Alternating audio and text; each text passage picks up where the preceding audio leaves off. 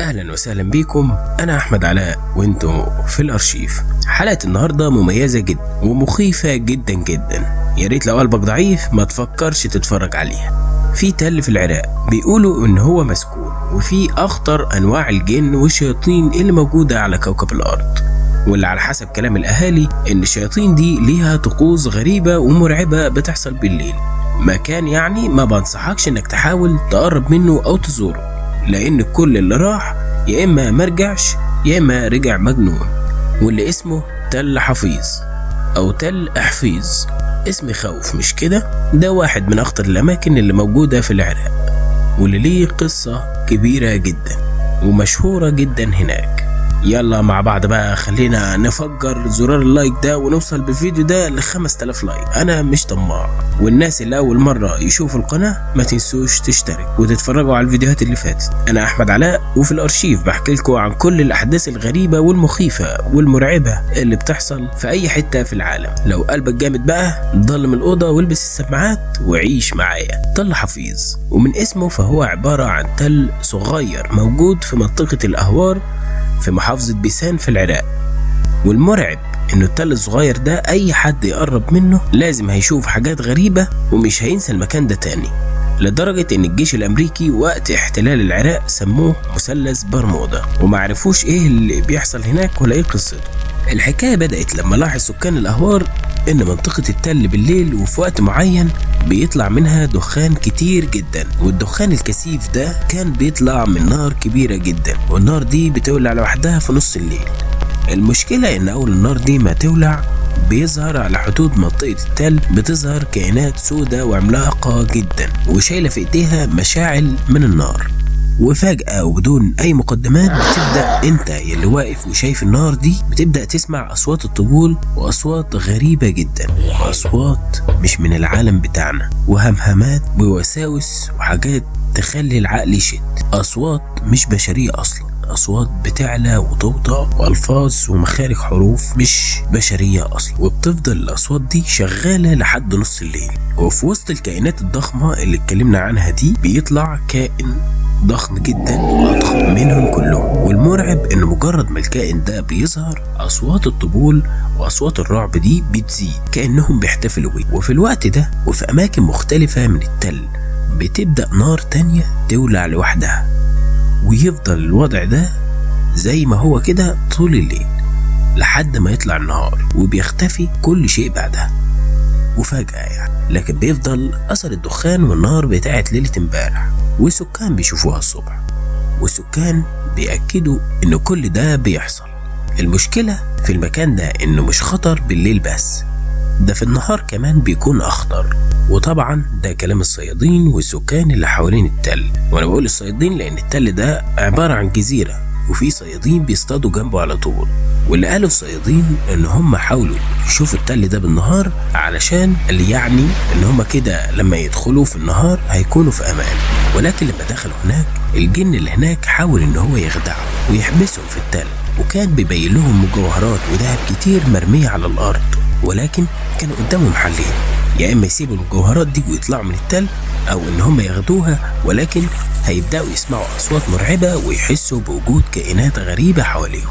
وناس كتير بتقول انه كان في جن بيتشكل لهم علشان يحذرهم ويعرفهم ان هم بالطريقة اللي بيعملوها دي كده هيتحبسوا داخل التل ومش هيطلعوا، وكان بيقول لهم ان الامل الوحيد علشان هم يطلعوا ان هم لازم يرجعوا كل حاجة خدوها مكانها. الناس بتقول ان اللي ما كانش بيسمع الكلام ده وبيطمع وبيحاول ياخد المجوهرات والذهب دي ويطلع من التل وهو طالع المركب ما كانتش بتتحرك.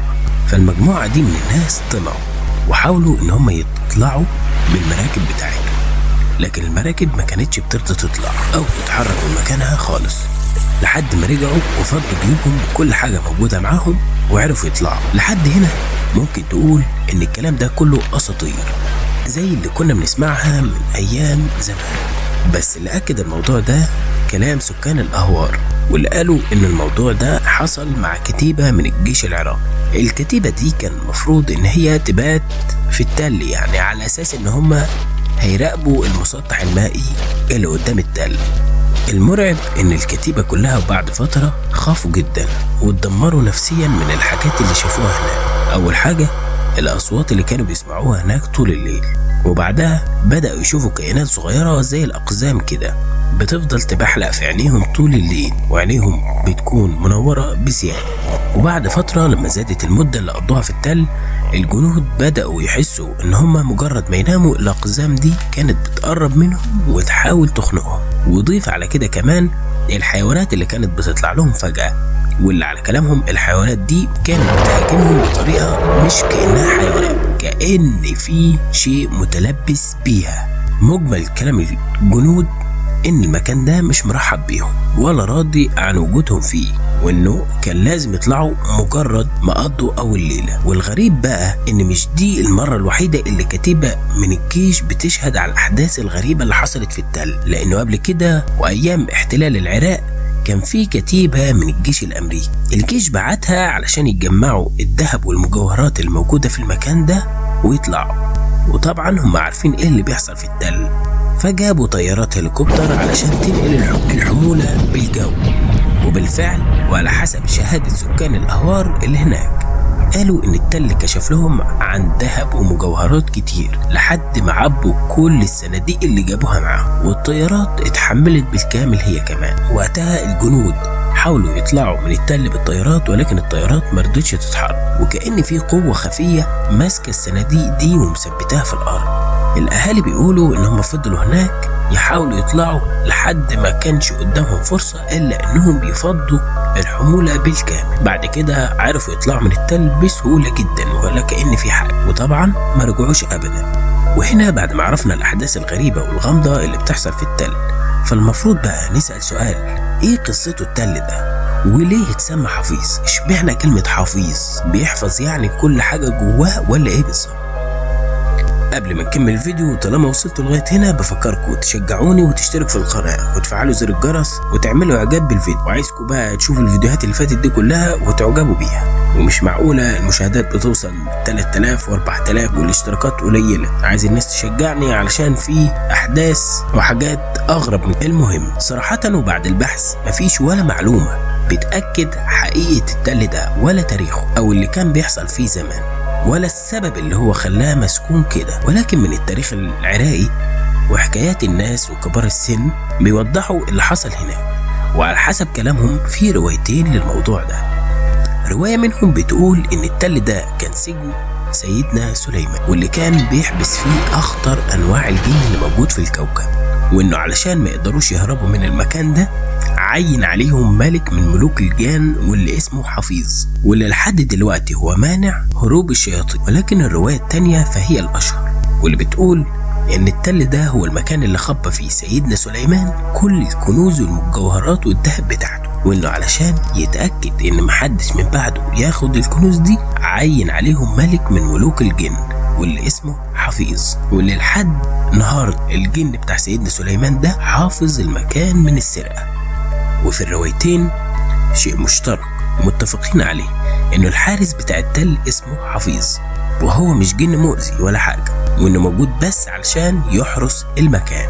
وفي مقولة بتقول ان الجن ده من انواع الجن اللي اسمه طانطان، والنوع ده مش خطير ولا حاجة، خطره الوحيد بس انك تقرب من الحاجة اللي هو حارسها، واللي وقتها ما تعرفش هو ممكن يعمل ايه احيانا، وبيكون ده من حسن حظك ان هو يحذرك. لكن لو انت مرجعتش وحطيت كل حاجة مكانها ممكن يخفيك عن وجه الأرض، أو ممكن تطلع من المكان مجنون وبرضه ما معكش أي حاجة. وما اعتقدش ساعتها. وطالما جبنا سيرة الطنطان فلازم تعرفوا القصص والروايات اللي السكان هناك حكوها عن التل. القصة الأولى بتتكلم عن راجل عراقي سمع عن أسطورة التل والذهب والكنوز والآثار والحاجات دي كلها ولمعت في عينه، فقرر إن هو يروح هناك وحاول ياخد أي شيء ويطلع بيه. وبالفعل راح هناك، وزي ما كان متوقع شاف الذهب والآثار في كل مكان. بيقول حتى الثمار بتاعت الفواكه كانت موجودة في التل ضخمة جدا وشكلها أحلى، وإنه أول ما شافها قعد يملى جيوبه وهدومه وفضل يحبي من الذهب والمجوهرات لحد ما جه ميعاد إن هو يمشي بقى. وقتها بيلف لقى كائن أسود عملاق طوله حوالي 12 متر، واقف كده وبيقول له بصوت مرعب: انت ازاي بتتجرأ وبتيجي هنا؟ انا حفيظ حارس المكان.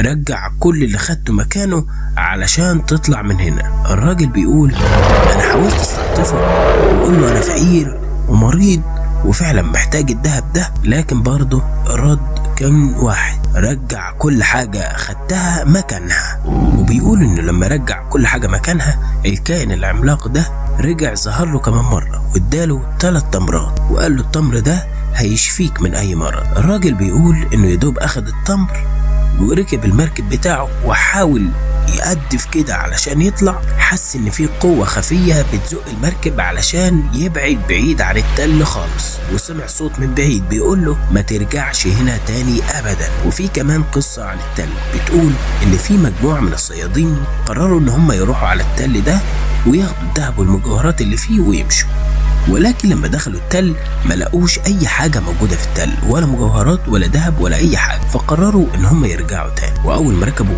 المركب بتاعتهم وبدأوا يجدفوا علشان يرجعوا، حسوا بهزة قوية جدا والمركب اتثبت مكانه. وفي رواية بتقول ان الموجودين في المركب ده عرفوا ان في واحد منهم لقى حاجة ومخبيها معاه، ولما فتشوا بعض لقوا واحد منهم فعلا معاه خاتم. فالناس اللي على المركب خيروه يا اما يرجع الخاتم مكانه او انه ينزل من المركب علشان يقدروا يروحوا. وفي الوقت ده انتشر حواليهم ضباب كثيف جدا ومخيف جدا. وقتها الشاب رجع الخاتم مكانه وقدروا يهربوا. الغريب ان حكايات العراقيين مع حفيظ لسه ما خلصتش، وانهم مش بس حكوا عن تل حفيظ لوحده، قالوا في رواية ليهم ان اصل حكايته انه كان عبارة عن جزيرة قديمة، والجزيرة دي كانت مخفية وما بتظهرش للبشر، وانه اي حد صدف وشافها يا اما بيتجنوا او بيختفي من الاحداث المهولة اللي بيشوفها. ده الحكاية دي قبل ما يبقى التل ظاهر للناس عادي. في الاساس هو كان جزيرة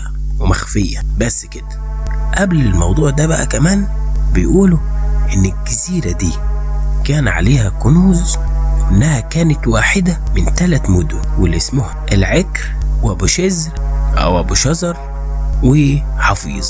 يبقى كده 3 اسماء ب3 جزر، وان المدن دي كانت جنة على الارض والناس كانت عايشة فيها عادي، حتى الحيوانات اللي فيها كانت ضعف احجام الحيوانات العادية. الحكاية دي بتحكي ان هي في الاساس خالص ايام ما كان الناس فيها عادي جدا. المهم ان الخير كان فيها كتير جدا، لحد ما جت فترة وبسبب الخير الكتير اللي على الجزر دي حكام الجزر ال3 طغوا في الارض وافسدوا وتجبروا على الناس، والامور وصلت بيهم ان هم يكفروا بربنا.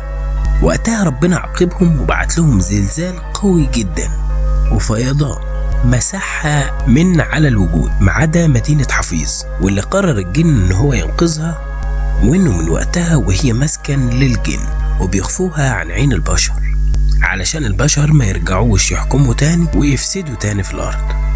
المشكلة ان الاسطورة كمان مؤكدة، وفي رحالة اجانب وعسكريين كتير جدا عجبتهم الحكاية دي وحبوا يروحوا للمكان، وهم ذكروها في كتبهم مذكراتهم، زي الضابط اللي اسمه ستريكس واللي كان موجود هناك في سنة 1920 وحكى عن الجزيرة وقال ان هو شافها بعيد، وانه في ليالي معينة الجزيرة بتظهر كأنها خيوط دخان مشعة، وانه حتى كان بيقدر يشوفها من على بعد اميال، ولكن مستحيل حد يوصفها او يحدد مكانها بالظبط. واكد على كلام الضابط ده واحد من عشيرة الفرطوس، ودي قبيلة هناك، وقال انه في ليلة من الليالي واحد طلع وراح منطقة الاهوار بالليل ودخل على التل لوحده كده، وهو كان طالع اصلا بيدور على جاموس ضايع منه، ولكن الراجل طول جدا ومرجعش. فالاهالي طلعوا علشان يدوروا عليه، ولما لقوه كان تايه وكلامه متلخبط، وبعدها اتجن، والناس عرفوا بعدها ان هو شاف الجزيرة دي. واخر جملة كتبها ستريكس بخصوص الجزيرة قال: حفيظ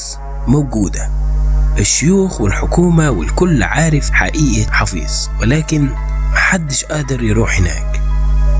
بس ودي كانت قصتنا النهاردة، واللي حابب اعرف رأيكم فيها في التعليقات، وهل ده ممكن يكون حقيقة ولا لا، وهل حد سمع حاجة زي كده في بلده ولا لا. ما تنسوش بقى اللايك والاشتراك وتشوفوا الفيديوهات اللي فاتت علشان ان شاء الله كل حلقة تكون افضل من اللي قبلها. السلام عليكم.